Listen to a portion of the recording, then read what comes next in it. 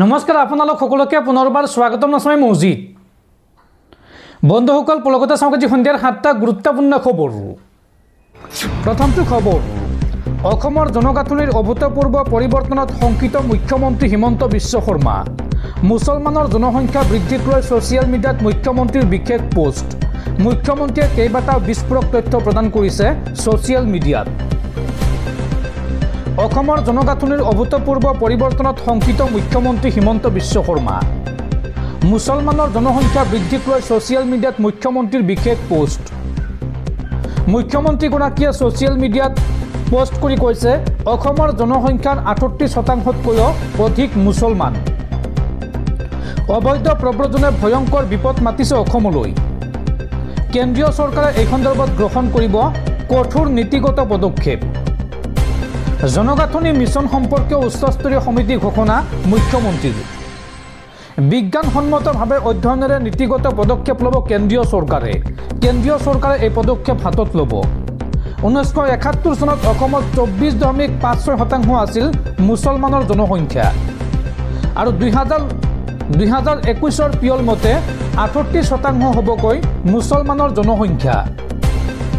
50 বছৰত প্ৰায় 13.5% বৃদ্ধি পাইছে মুছলমানৰ জনসংখ্যা আৰু 1971 চনত হিন্দুৰ জনসংখ্যা আছিল 72.51% আৰু 2021 লোকপিয়ল মতে হিন্দুৰ জনসংখ্যা হ'বগৈ 57%। অৰ্থাৎ বিগত 50 বছৰত অসমত 15.5% হ্ৰাস পাইছে হিন্দুৰ জনসংখ্যা। ছ'চিয়েল মিডিয়াত এই তথ্য প্ৰদান কৰিছে ৰাজ্যৰ মুখ্যমন্ত্ৰী হিমন্ত বিশ্ব শৰ্মাই। পৰৱৰ্তী খবৰ, বিশ্বত পুনৰ আৰম্ভ হ'ল আন এক ভয়ংকৰ যুদ্ধ। এইবাৰ আফগানিস্তান আৰু পাকিস্তানৰ মাজত ভয়ংকৰ যুদ্ধ। আফগানিস্তানে পাকিস্তানৰ ওপৰত ভয়ংকৰ আক্ৰমণ চলাইছে আৰু এই ভয়ংকৰ আক্ৰমণত 12জনকৈ পাকিস্তানী সৈন্যৰ মৃত্যু হৈছে। লগতে আত্মসমৰ্পণ কৰিছে 5জনকৈ পাকিস্তানী সেনাই। ভাৰতত তালিবানৰ বিদেশ মন্ত্ৰী উপস্থিত থকাৰ সময়তে পাকিস্তানৰ ওপৰত ভয়ংকৰ আক্ৰমণ চলাইছে আফগানিস্তানে আৰু এই মুহূৰ্তত তালিবানৰ ৰূপ দেখি হাহাকাৰ লাগিছে পাকিস্তানত। বৰ্তমান সময়ত ভাৰতত উপস্থিত আছে তালিবানৰ বিদেশ মন্ত্ৰী অৰ্থাৎ আফগানিস্তানৰ বিদেশ মন্ত্ৰী আৰু সেই সময়তে পাকিস্তানৰ বহু এলেকাত আক্ৰমণ চলাইছে আফগানিস্তানৰ তালিবানে আৰু ইফালে সুসম্পৰ্ক গঢ়ি উঠিছে ভাৰত আৰু আফগানিস্তানৰ মাজত। তালিবানী মন্ত্ৰী ভাৰতলৈ অহাৰ সময়তে পাকিস্তানৰ ওপৰত আক্ৰমণ আফগানিস্তানৰ। পাকিস্তানৰ বহু ঘাটি দখল কৰিছে আফগানিস্তানৰ সেনাই। তালিবান নেতৃত্বাধীন আফগান সেনাৰ আক্ৰমণত নিহত হৈছে 12জনকৈ পাকিস্তানী সেনা। লগতে তালিবানৰ ওচৰত আত্মসমৰ্পণ কৰিছে 5জনকৈ পাকিস্তানী সৈন্যই। ব্ৰহ্মছা জিলাৰ চকিজ বিবিজানি চালেহান এলেকাত প্ৰচণ্ড আক্ৰমণ চলাইছে আফগানিস্তানৰ সৈন্যই আৰু পাকিস্তানৰ বহু এলেকা আফগান সেনাই দখল কৰা বুলি দাবী কৰা হৈছে। এই দাবী কৰিছে আফগানিস্তানৰ প্ৰতিৰক্ষা মন্ত্ৰালয়ে।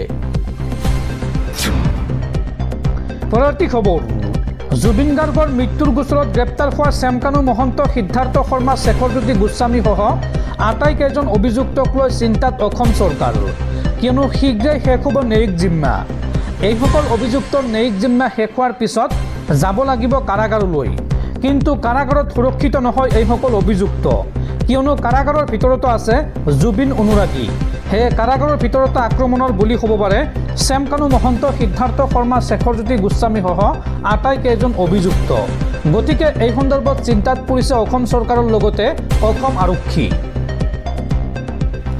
কাৰাগাৰে কাৰাগাৰে আছে জুবিন অনুৰাগী। ৰাজ্যৰ প্ৰতিখন জেলতে আছে জুবিনক ভালপোৱা মানুহ। শ্যামকানু মহন্ত, সিদ্ধাৰ্থৰ শেষ হওঁ ন্যায়িক জিম্মাৰ সময় আৰু ন্যায়িক জিম্মা শেষ হোৱাৰ পিছত যিহেতু তেওঁলোক যাব লাগিব কাৰাগাৰলৈ আৰু কাৰাগাৰত ৰাখিবলৈ এতিয়া ভীষণ চিন্তাত পৰিছে অসম চৰকাৰ। এইসকল অভিযুক্তক কাৰাগাৰত ৰাখিবলৈ চিন্তিত হৈ পৰিছে অসম চৰকাৰ।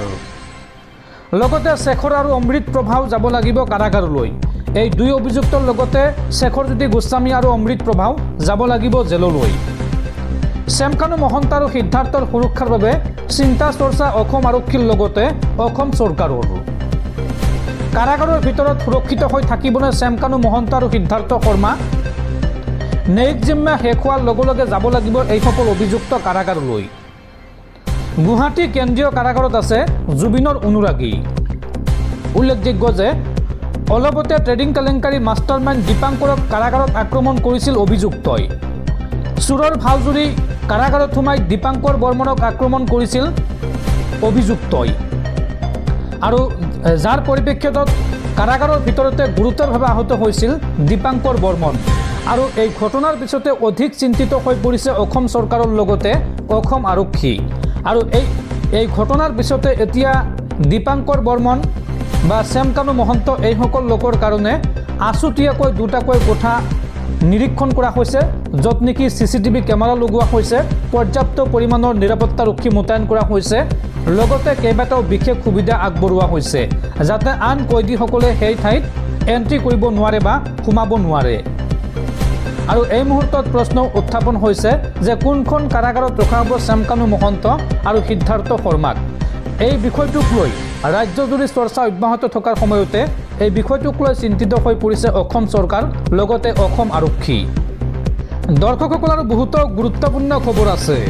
তাৰ আগতে আপোনাক জনাওঁ যে যদি আপুনি এতিয়ালৈকে এইটো ভিডিঅ'ত লাইক কৰা নাই তেন্তে এতিয়াই ভিডিঅ'টোত লাইক কৰি দিয়ক আৰু এনেকুৱা ধৰণৰ ভিডিঅ'সমূহ নিতৌ চাবলৈ চেনেলটো ছাবস্ক্ৰাইব কৰি কাষত থকা বেল আইকনটো প্ৰেছ কৰি ৰাখক। পৰৱৰ্তী খবৰ, অসমৰ পৰা 50,000 যুৱক যুৱতীক পঠোৱা হ'ব জাপানলৈ। জাপানত এই 50,000 অসমৰ যুৱক যুৱতীয়ে লাভ কৰিব সংস্থাপন। জাপানত মুকলি আছে সংস্থাপনৰ বাট। চিয়াম ফ্লাইট শীৰ্ষক অভিলাষী আঁচনি মুকলি কৰি এই ঘোষণা মুখ্যমন্ত্ৰী হিমন্ত বিশ্ব শৰ্মাৰ। পৰৱৰ্তী খবৰ, শীঘ্ৰেই ছিংগাপুৰলৈ যাব অসম সাহিত্য সভাৰ প্ৰতিনিধি দল। জুবিন গাৰ্গৰ মৃত্যু সন্দৰ্ভত অসম এছ'চিয়েশ্যনৰ সদস্য SITত হাজিৰ নহ'লে ছিংগাপুৰলৈ যাব অসম সাহিত্য সভাৰ প্ৰতিনিধি দল আৰু ছিংগাপুৰলৈ গৈ প্ৰৱাসী অসমীয়াক SITত হাজিৰ হোৱাৰ বাবে আহ্বান জনাব। শিলচৰত আজিৰ দিনটোত এই মন্তব্য কৰিছে অসম সাহিত্য সভাৰ সভাপতি ডক্টৰ বসন্ত কুমাৰ গোস্বামীয়ে। পৰৱৰ্তী খবৰ, এতিয়াৰ পৰা হোৱাটছএপতে লাভ কৰিব জন্মৰ প্ৰমাণ পত্ৰ। কাৰ্যালয়লৈ যোৱাৰ দৰকাৰ নাই। মাটিৰ কাগজ পত্ৰ, জাতিগত প্ৰমাণ পত্ৰ এই সকলোবোৰ পাব হোৱাটছএপত। সাধাৰণ জনতাৰ সুবিধাৰ্থে নতুন পদক্ষেপ হাতত লৈছে চৰকাৰে।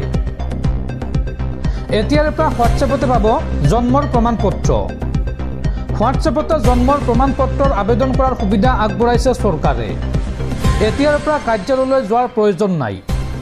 দিল্লী চৰকাৰে ৰাইজৰ বাবে দিছে এই সুবিধা। দিল্লীৰ জনতাৰ বাবে এই সুবিধা আগবঢ়াইছে চৰকাৰে। হোৱাটছএপতে পাব জাতিগত প্ৰমাণ পত্ৰ। হোৱাটছএপৰ জৰিয়তে প্ৰদান কৰিব চৰকাৰী তথ্য। ইয়াৰ সহায়ত গভৰ্নেন্স থ্ৰু হোৱাটছএপ প্ৰদান কৰিব চৰকাৰে। চৰকাৰী সুবিধা যাতে অতি সহজতে পাব পাৰে তাৰ বাবে এই পদক্ষেপ হাতত লৈছে দিল্লী চৰকাৰে।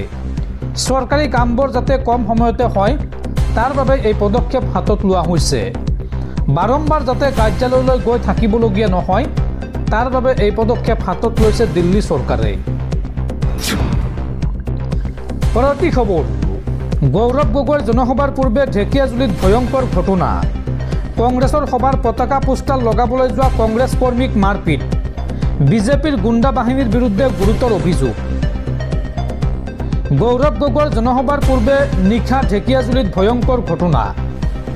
কংগ্ৰেছৰ সভাৰ পতাকা পোষ্টাৰ লগাবলৈ যোৱা কংগ্ৰেছ কৰ্মীক মাৰপিট।